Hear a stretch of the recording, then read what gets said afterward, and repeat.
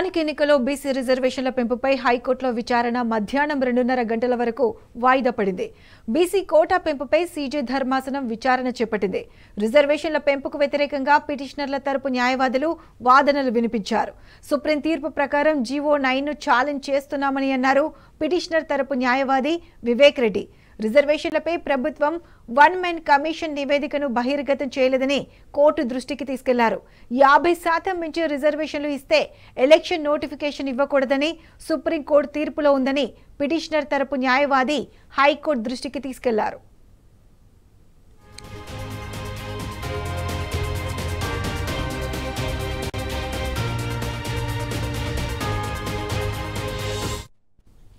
BC కోటాపై వాదనల సందర్భంగా ప్రభుత్వం తీసుకొచ్చిన రిజర్వేషన్ బిల్ అసెంబ్లీలో పాస్ అయిందా? ఎప్పుడు బిల్లు పాస్ చేశారని ప్రభుత్వం తరపు న్యాయవాదిని సీజేఐ ధర్మాసనం ప్రశ్నించింది. ఆగస్టు 31న అసెంబ్లీలో బిల్ పాస్ చేశామని అడ్వకేట్ జనరల్ తెలిపారు. గవర్నర్ దగ్గర రిజర్వేషన్ బిల్ పెండింగ్ లో ఉందా అని హైకోర్టు ప్రశ్నించింది. అసెంబ్లీలో బిల్లు పాస్ అయింది కానీ గవర్నర్ దగ్గర పెండింగ్ లో ఉన్నట్లు ప్రభుత్వం కోర్టుకు తెలిపింది.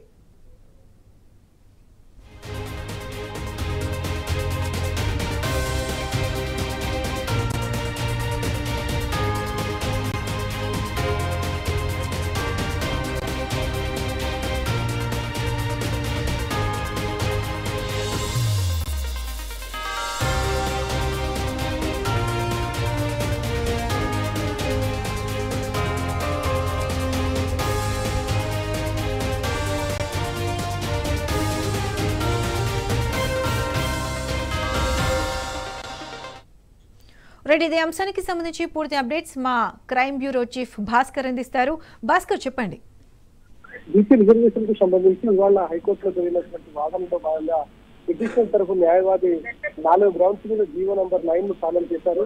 పిటిషనర్ తరఫున న్యాయవాది Vivek Reddy one men commission నివేదికను బహిర్గతం చేయలేదని చెప్తూ ట్రిపుల్ టెస్ట్ లేకుండా 50% మించిన రిజర్వేషన్లు ఇస్తే ఎలక్షన్ నోటిఫికేషన్ ఇవ్వకూడదనేటువంటి సుప్రీంకోర్టు తీర్పులో ఉందని చెప్పుకుంటారు. ఈ బిల్లు అసెంబ్లీలో పాస్ అయిందా అని హైకోర్టు అడిగిన సందర్భంలో అసెంబ్లీలో ఎప్పుడు పాస్ చేశారని కూడా హైకోర్టు అడిగింది. ఆగస్టు 31 రోజు 2 హౌజులలో బిల్ పాస్ చేశారని అడ్వకేట్ చెప్పిన సందర్భంలో ప్రస్తుతానికి గవర్నర్ వద్ద బిల్లు పెండింగ్ లో ఉందని కూడా చెప్పుకొచ్చారు. జీవో నంబర్ 9తో పాటు జీవో 41ను కామెంట్ చేస్తున్నట్టు చెప్పారు. పిటిషనర్ లాయర్ బీసీ రిజర్వేషన్ నిర్ణయం తీసుకునే అధికారం రాష్ట్ర ప్రభుత్వానికి అనేటువంటి కూడా చెప్పుకొచ్చారు. కానీ రిజర్వేషన్లు 50% మించకూడదనేటువంటి విషయాన్ని కూడా గుర్తుంచుకోవాలని చెప్పుకొచ్చారు.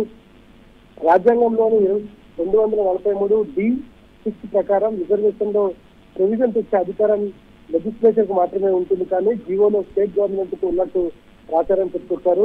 ఆ తర్వాత చీఫ్ జస్టిస్ బెంచ్ లో ఇంకా వాదనలు కొనసాగించడంలో ట్రిపుల్ టెస్ట్ తర్వాత రిజర్వేషన్లు పెంచామని వాళ్ళు సుప్రీంకోర్టు తీర్పులు ఉన్నాయని కూడా చెప్పుకొచ్చారు. ట్రిపుల్ టెస్ట్ లో భాగంగా ఇక్కడ మొదటిది డెడికేట్ కమిషన్ రిపోర్టు, దాన్ని కూడా ఎక్కడ బహిర్గతం చేయాలని చెప్పుకొచ్చారు.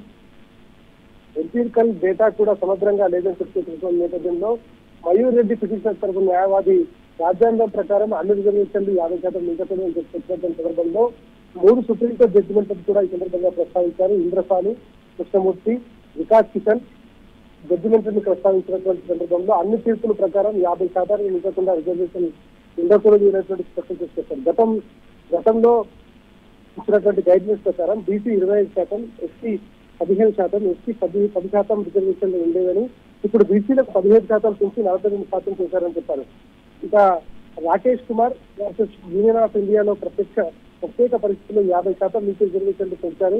నార్థన్ స్టేట్స్ లో మాత్రమే అది కూడా ఎస్సీ రిజర్వేషన్లను 50% నుంచి పెంచారని కూడా చెప్పుకొచ్చారు. అక్కడ జనాభా అంతా ఎస్సీలే కాబట్టి ప్రత్యేక పరిస్థితుల్లో జనాభాకు తగ్గట్టు 50% నుంచి రిజర్వేషన్లు ఇచ్చారని కూడా చెప్పుకొచ్చారు. బీసీలను పట్టించుకున్న ప్రభుత్వం ఎస్సీలను పట్టించుకోలేదు అనేటువంటిది కూడా ఈ సందర్భంగా చెప్పుకొచ్చారు. బీసీలకు రిజర్వేషన్లు పెంచినప్పుడు ఎస్సీలను నిర్లక్ష్యం చేశారని 2011 జనాభా లెక్కల ప్రకారం ఎస్సీలను పరిగణలోకి తీసుకోవాలని కూడా చెప్పుకొచ్చారు. 2024 బీసీ డేటాను పరిగణలోకి తీసుకుని 2011 ఎస్సీ డేటాను కూడా ఎలా పరిగణలోకి తీసుకుంటారని కూడా ఈ సందర్భంగా కోర్టుకు చెప్పినటువంటి నేపథ్యంలో గవర్నర్ దగ్గర బిల్లు వచ్చినప్పుడు 3 రోజుల్లో యాక్షన్ తీసుకోవాలి. ఒకవేళ గవర్నర్ యాక్షన్ తీసుకోకుంటే 3 రోజుల్లోపు క్యాబినెట్ ముందుకు పంపాలనుకునేటువంటి రూల్ ఉంది. క్యాబినెట్ నుండి మళ్ళీ గవర్నర్ కు బిల్లు వెళ్తే దాన్ని గవర్నర్ ఆమోదించాలనేటువంటి కూడా ఉంది. కానీ ఇక్కడ బిల్లు ఇంకా మొదటి దశలోనే ఉండటంతో పాటు ఆ ప్రక్రియ పూర్తి కాకముందే జీవో 9ని ప్రభుత్వం వాదనలు తీసుకొచ్చారు. పిటిషనర్ తరఫున పిటిషన్ లో 3 వాదనలు పూర్తయ్యాయి. ఇంకొక పిటిషనర్ వాదన ఉంది. మొత్తం 4 పిటిషనర్లకు సంబంధించినటువంటి న్యాయవాదులు ఉన్నారు కాబట్టి ఆ వాదనలు పూర్తయిన తర్వాత ఇంక్లూడ్ అయినటువంటి 38 మంది ఎవరైతే ఉన్నారో వివిధ బీసీ సంఘాల నాయకులు, బీసీ సంఘాల పార్టీ సంబంధించినటువంటి వ్యక్తులు వారి వాదనలు వినిపించే అవకాశం ఉంటుంది. ప్రస్తుతానికి లంచ్ బ్రేక్ ఇస్తున్నారు చీఫ్ జస్టిస్ గురించి. తర్వాత 3:30 తర్వాత మళ్ళీ మొదలవుతోంది. ఆ తర్వాత దీనికి సంబంధించి వాళ్ళ వాదనలు కొనసాగుతాయా లేదా చూడాలి.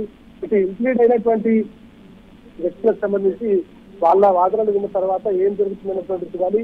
రేపు ఎన్నికల ప్రక్రియ, ఎన్నికల షెడ్యూల్ మొదలవుతుంది కాబట్టి ఎన్నికల షెడ్యూల్ యథావిధిగా కొనసాగుతుందా, మరి కోర్టు దానిపైన స్టే ఇస్తుందనుకుంటుంది. ఎందుకంటే గతంలో తమిళనాడు చేసినటువంటి ఎన్నికలలో రిజర్వేషన్ యాక్సెప్ట్ చేసినటువంటి ఆ కోర్టు మహారాష్ట్రలో మాత్రం ఎన్నికలు జరగగానే ఎన్నికల రిజల్ట్ కూడా రాకుండా ఆపివేసినటువంటి ప్రక్రియ. మరోవైపు మధ్యప్రదేశ్ సంబంధించినటువంటి ఎన్నికల్లో దాదాపు 70% రిజర్వేషన్లు పెట్టినటువంటి ప్రభుత్వం ఇవాళ సుప్రీంకోర్టులో కూడా ఆ కేసు పెండింగ్ లో ఉన్నటువంటి సందర్భంలో దీనికి సంబంధించి ప్రభుత్వం కేవలం బీసీల పట్ల సవతి తల్లి ప్రేమలు సూచించడానికే ఇట్లాంటి బిల్లు తీసుకొచ్చి బీసీలను ఆగం చేస్తా ఉందా, లేదంటే దీంట్లో బీసీలకు నిజంగానే న్యాయం జరుగుతుందా అనేటువంటి విషయాలు. ఎందుకంటే ప్రభుత్వం తరఫున ఆ పిటిషన్ ప్రభుత్వం తరఫున 2 అడ్వకేట్ జనరల్తో పాటు మరో 2 వాదిస్తా ఉన్నారు. ఇటు పిటిషన్ దాఖలు చేసినటువంటి మేడ్చల్ జిల్లాకు సంబంధించిన మాధవరెడ్డి తరఫున వాదనలు వినిపిస్తున్నారు సీనియర్ కౌన్సిల్ సంబంధించినటువంటి న్యాయవాదులు.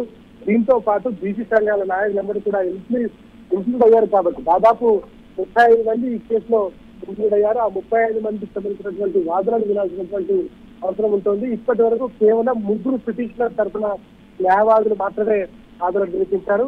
ఒక పిటిషనర్ తరఫున వాదనలు విన్న తర్వాత ఇవాళ ఇంక్లూడ్ పిటిషన్లపై వాదనలు వింటుందా సీజేపీ లేదా అనేటువంటిది. కానీ రేపు జరగబోయేటువంటి ఎన్నికల ప్రక్రియ సజావుగా కొనసాగుతుందా లేదా అనేటువంటిది కేవలం ఇప్పుడు ఇవాళ సాయంత్రం 5 గంటలలోపు హైకోర్టు ఇచ్చేటువంటి జడ్జిమెంట్ మీద ఆధారపడి ఉంటుంది. ఎందుకంటే ఇప్పుడు 50% 45% పెట్టినటువంటి బీసీ రిజర్వేషన్లను దృష్టిలో పెట్టుకునే కేవలం ఎన్నికల కమిషన్ వాటికి సంబంధించినటువంటి ప్రక్రియ కొనసాగిస్తుంది. ఎన్నికలలో ఆ నియమ నిబంధనల ప్రకారమే క్యాండిడేట్లకు కేటాయించింది. మరి దీంట్లో ఇప్పుడు కోర్టు స్టే ఇస్తే దాన్ని ఆపి మళ్ళీ ప్రక్రియను కలిసేయాల్సిన అవసరం ఉంటుంది. లేదు కొనసాగిస్తే కోర్టు ఇచ్చినటువంటి జడ్జిమెంట్ ప్రకారం ఎన్నికలు కొనసాగే అవకాశం ఉంటుంది. ఏది ఏమైనా ఇవాళ సాయంత్రం 4 గంటలలోపు రాష్ట్ర అత్యున్నత న్యాయస్థానం తెలంగాణ హైకోర్టు ఇచ్చేటువంటి తీర్పు వాళ్ళ కీలకం కాబోతోంది. ఒకవేళ తీర్పు ఇవ్వకపోయినా స్టే ఇచ్చినా కూడా అది సెన్సేషన్గానే ఉండబోతుంది. ఇప్పటికే బీసీ సంఘాల నాయకులతో పాటు పెద్ద ఎత్తున వీళ్ళంతా కూడా చేరుకున్నారు. హైకోర్టు దగ్గర హడావిడి నడుస్తా ఉంది. మరి కోర్టు ఎటువంటి నిర్ణయం తీసుకుంటుందో చూడాల్సిన అవసరం కనిపిస్తోంది. Right Bhaskar, thanks for the updates.